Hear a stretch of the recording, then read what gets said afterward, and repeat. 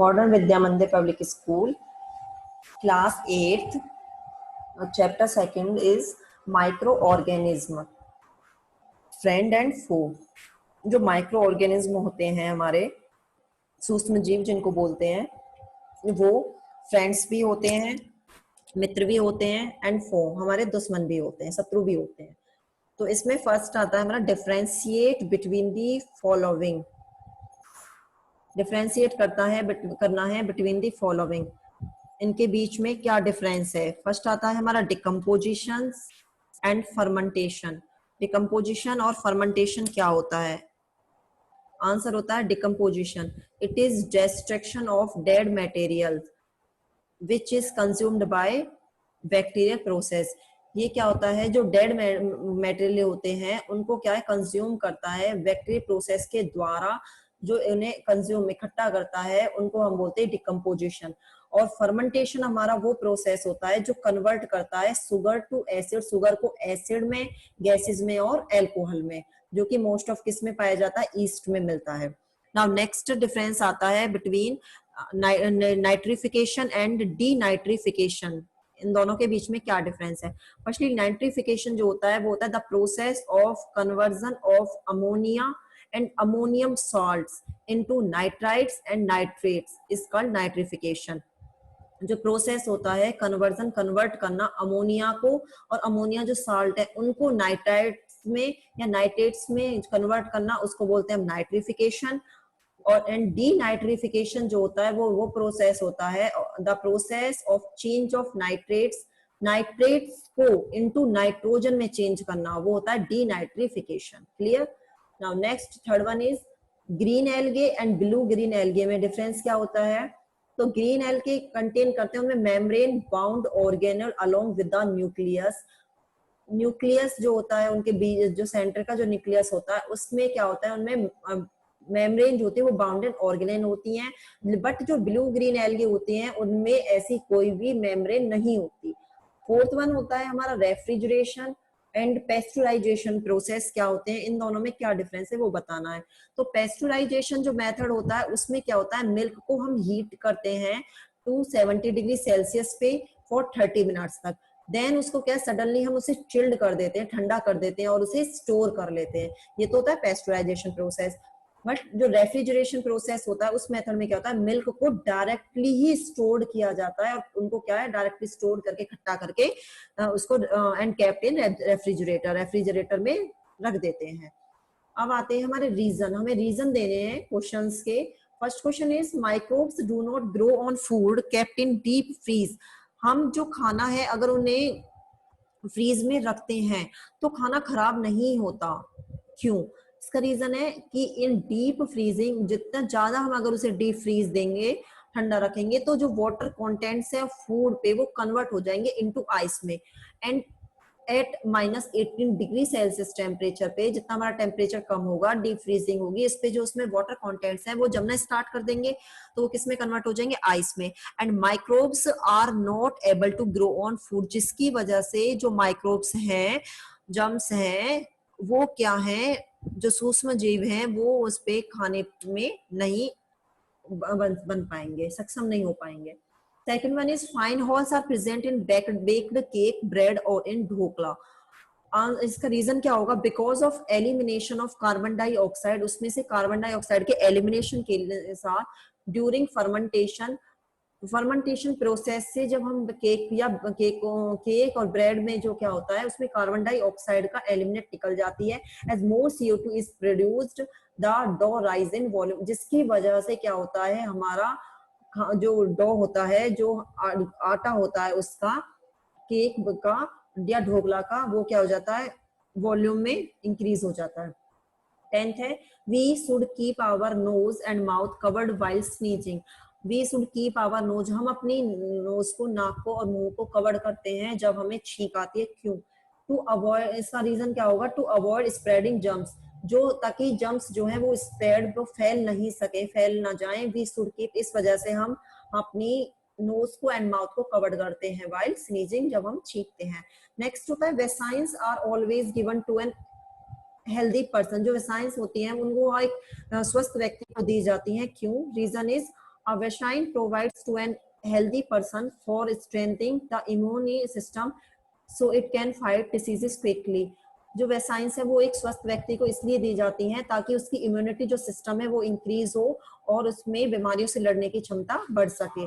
Now next fifth one is shoes gets molded during rainy season. जो बारिश का मौसम होता है उसमें जो हमारे शूज हैं वो माउल्ड हो जाते हैं, किसकी वजह से? आंसर होगा fungi. The fungi grows on shoes. जो फंगी है वो शूज पे क्या है, ग्रो होना स्टार्ट कर देती है रेनी सीजन में. To prevent shoes from fungi. Fungi से सूजों को बचाने के लिए shoes get mould during rainy season. इस वजह से शूज को क्या है, माउल्ड करते हैं रेनी सीजन में. ना अब आते हैं हमारे शॉर्ट क्वेश्चन आंसर, जिसमें क्वेश्चन नंबर फर्स्ट आता है how do microbes clean the environment. जो माइक्रोब्स हैं वो हमारे सूक्ष्मजीव हमारे एनवायरमेंट को, वातावरण को कैसे साफ रखते हैं.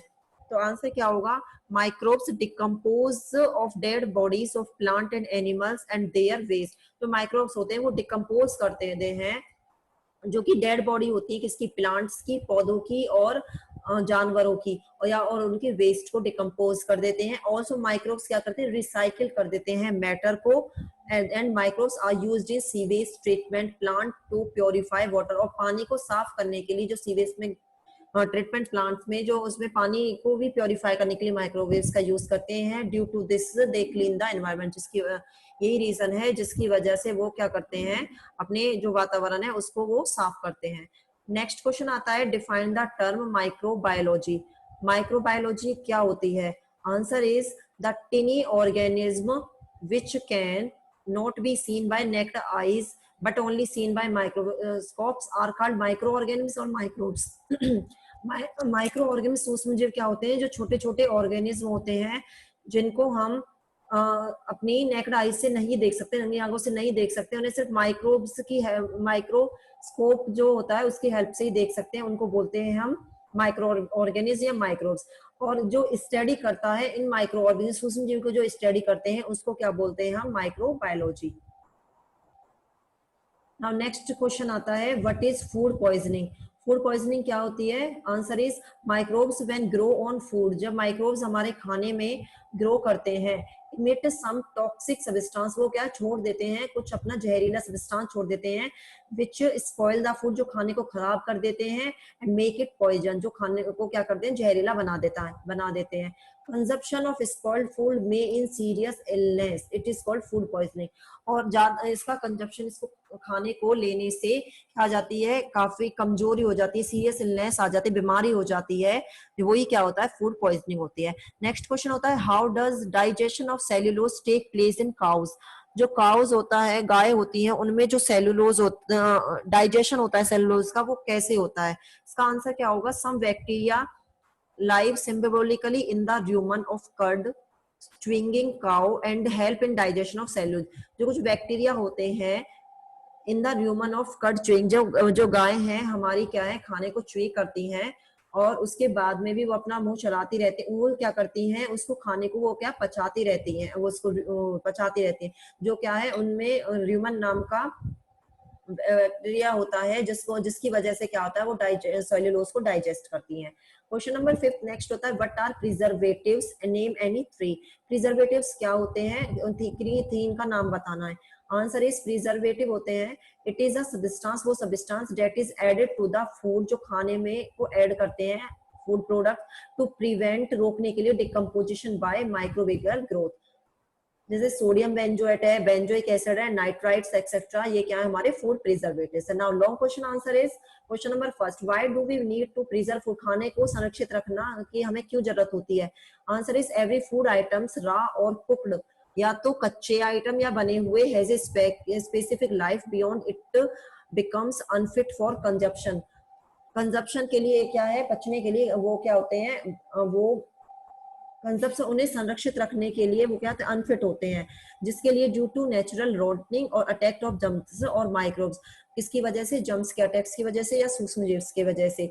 इनकी for increase the life of A food items की लाइफ को, मतलब कि ज्यादा दिनों तक उन्हें सेव रखने के लिए, to a certain limits we need to preserve, इसकी वजह से हमें खाने को संरक्षित किया जाता है. Next question is how does pickling preserve the food.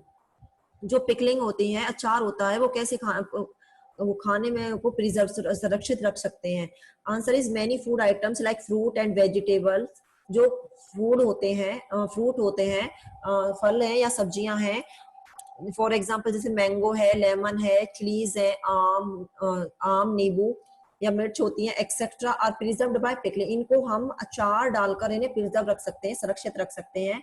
Because in pickles में जो अचार होता है उसमें क्या होता है, oil and vinegar are used, उसमें हम तेल और विनेगर यूज करते हैं, which kills the micro organism, जो सूक्ष्म जीवों को मार सकता है, and can not survive in pickle, जिसकी वजह से वो अचार में ज्यादा दिन तक जीवित नहीं रह सकते। क्वेश्चन नंबर 3 होता है what is fixation of nitrogen? Nitrogen fixation क्या है? Name different type of microbes which help in fixing nitrogen. हमें उन माइक्रोब्स सूक्ष्मजीव का नाम बताना है जो हमारी नाइट्रोजन फिक्सिंग में मदद करते हैं। Answer is nitrogen fixation in atmosphere most of the gases are present in which nitrogen gas is very essential for all living organism. जो एटमॉस्फेयर है उसमें काफी सारी गैसेस प्रेजेंट होती हैं, बट जो नाइट्रोजन, जिसके अंदर जो नाइट्रोजन गैस है वो बहुत जरूरी होती है जितने भी जीवित ऑर्गेनिज्म है उनके लिए। फॉर एग्जांपल प्लांट्स भी हैं, ह्यूमन बींग्स के लिए, but they can not utilise atmospheric nitrogen direct.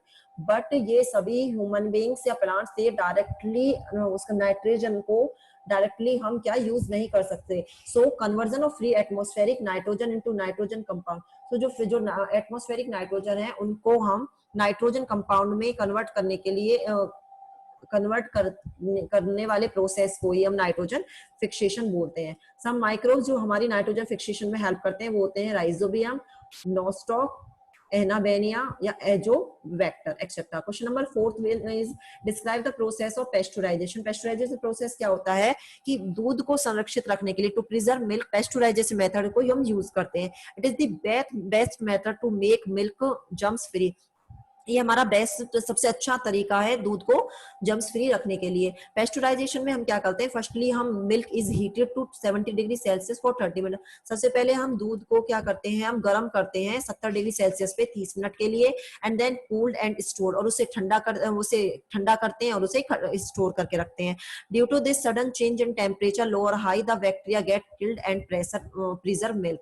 जिसके कारण क्या होता है, जो सडन चेंज होता है टेम्परेचर में कि गर्म वो ज्यादा टेम्परेचर लो टेम्परेचर की वजह से जो बैक्टीरिया हैं वो मर जाते हैं और हमारा दूध क्या हो जाता है, प्रिजर्व संरक्षित हो जाता है। Question number 5 is explain the role of house flies in spreading the diseases, name 3 diseases spread by them. हमें जो हाउस फ्लाइज हैं वो स्प्रेड करती हैं उन डिसीजेस, बीमारियों को कैसे फैलाती हैं, उनकी भूमिका के बारे में बताना है, and name 3 diseases spread bye, और कौन कौन सी 3 बीमारियां हैं जो मक्खियों के फैलने से होती हैं उनके बारे में बताना है। Then house flies sit on garbage and animals extra and pathogens from garbage get stick to their legs and body। जो हाउस फ्लाई मक्खियां हैं वो क्या करती है, कूड़े कचरे पे और एनिमल्स का जो वो एक्सक्रीट होता है उन पे क्या वो बैठ जाती हैं, जिसकी वजह से उनके क्या है लेग और बॉडी पे वो गार्बेज क्या हो जाता है, स्टिक चिपक जाता है। When housefly जब वो sit on uncovered food, cut fruits and vegetable, the pathogens from their body and legs are transferred on them। तो जो housefly मक्खियां हैं वो sit on उन पे बैठती हैं हमारे बिना ढके हुए खाने पे, कटे हुए फलों पे, सब्जियों पे। तो जो पैथोजेंस है उनकी बॉडी और उनसे लेग से वो क्या हो जाता है, उन ट्रांसफर हो जाता है हमारे खाने में। By eating this infected food the pathogens will enter in the body and will causes disease. जिसकी वजह से अगर हम इस इन्फेक्टेड प्रदूषित खाने को अगर हम खाते हैं तो पैथोजेन हमारी बॉडी के अंदर चला जाता है और काफी सारी बीमारियां हो जाती हैं। Typhoid, cholera, dysentery and diarrhoea are some diseases spread by house flies. जो टाइफाइड है ये कुछ बीमारियां हैं जो हमारी हाउस फ्लाई क्या की वजह से फैलती हैं।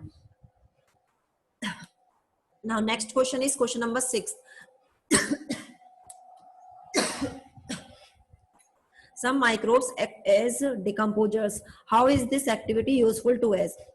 डिकम्पोजर्स जो माइक्रोब्स हैं वो कुछ माइक्रो जो हमारे सूक्ष्म जीव हैं वो डिकम्पोजर्स की तरह वर्क करते हैं। इस एक्टिविटी हमारे लिए कैसे यूजफुल है? So bacteria, fungi and protozoa act करते हैं हमारे डिकम्पोजर्स की तरह। जो डिकम्पोजर्स हैं वो break down organic matter present in the bodies of dead plants and animals into simple substance and mix them in the soil. जो डिकम्पोजर्स हैं वो तोड़ देते हैं ऑर्गेनिक मैटर्स को जो हमारी बॉडी के अंदर डेड प्लांट्स या एनिमल्स की बॉडी के अंदर प्रेजेंट होता है, किसमें, इनटू सिंपल सबस्टेंस में, और उसे मिक्स कर देते हैं इसमें मिट्टी के साथ। सो दीज माइक्रोब्स एक्ट करते हैं एज अ डिकम्पोजर्स और हमारी हेल्प करते हैं recycling the nutrients in the soil, जो सॉइल में न्यूट्रिएंट्स है। नाउ नेक्स्ट क्वेश्चन होता है हमारा 8th question is list 3 conditions for growth of fungi, कि फंगी की ग्रोथ के लिए क्या कौन कौन सी कंडीशंस होती हैं उनके बारे में बताना है। आंसर क्या होगा, बडिंग इन ईस्ट, ईस्ट में जो बडिंग होती है, binary fission and spore formation जो बाउल्स मशरूम में होता है, वो कंडीशन है ग्रोथ ऑफ फंगी के लिए। हमारा जो क्वेश्चन नंबर 7 था वो है नाइट्रोजन साइकिल है, उसको हमें ड्रॉ करना है एज सोन इन बिलो।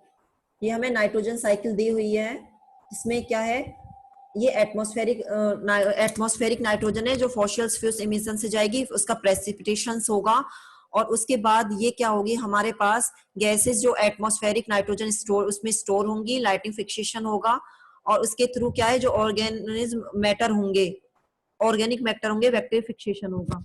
ये कंप्लीट हमारे पास होगी नाइट्रोजन साइकिल।